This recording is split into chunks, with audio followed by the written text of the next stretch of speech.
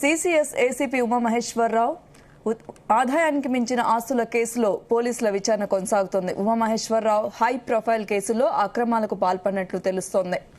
ఉమామహేశ్వరరావు ఇంట్లో స్వాధీనం చేసుకున్న ల్యాప్టాప్, డైరీలో పలువురు ఉన్నతాధికారుల పేర్లు ఉన్నట్లు సమాచారం. ఇక బినామీల పేర్లతో ఉమామహేశ్వరరావు భారీగా ఆస్తులు కూడబెట్టినట్టు తెలుస్తోంది. ఉమామహేశ్వరరావుకు నాంపల్లిలోని ఏసీబీ స్పెషల్ కోర్టు జూన్ 5 వరకు జ్యుడిషియల్ రిమాండ్ విధించడంతో చెంచల్గూడ జైల్లో ఉన్నారు. ఏసీబీ జరిపిన సోదాల్లో దాదాపు 40 కోట్ల విలువ చేసే 17 స్థిర చరాస్తుల డాక్యుమెంట్లు స్వాధీనం చేసుకున్నారు.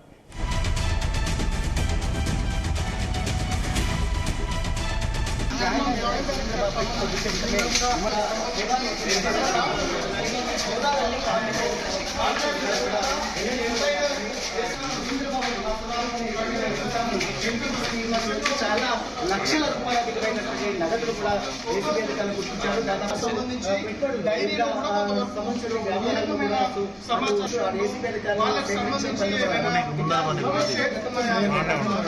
ఇక దీనిపై మరింత సమాచారం మా ప్రతినిధి రవితేజ అందిస్తారు. రవితేజ,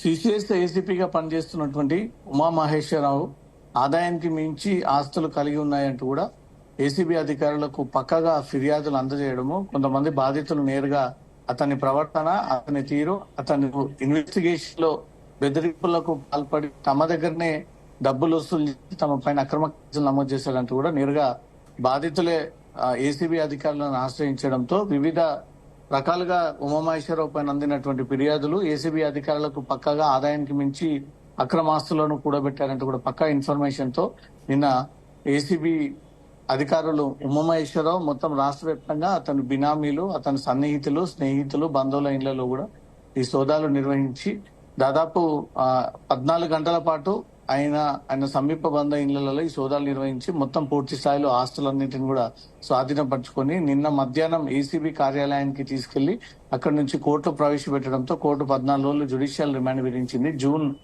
5 వరకు జైల్లోనే ఉండాలంటూ కూడా కోర్టు ఆదేశాలు జారీ చేయడం జరిగింది.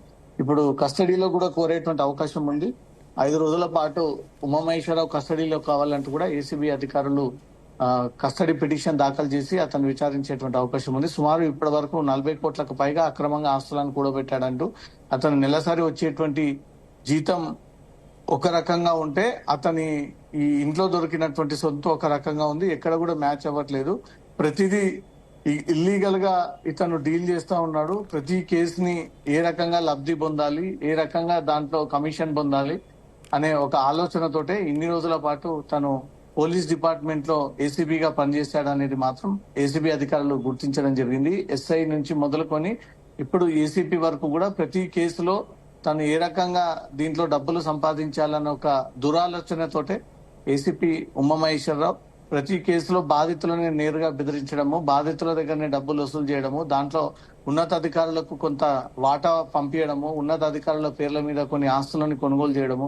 గతంలో ఇబ్రహీంపట్నం ఏసీపీగా చేసినప్పటి నుంచి కూడా ఇతనిపై అనేక అవినీతి ఆరోపణలు ఉన్నాయి. ప్రస్తుతం సిసిఎస్ లో పనిచేస్తున్నప్పుడు కూడా అనేక ఆరోపణలు ఉన్నాయి. సాహితీ ఈ ల్యాండ్ ఫ్రాడ్ కేసులో ఇతను ఇన్వెస్టిగేషన్ అధికారిగా ఉన్నాడు.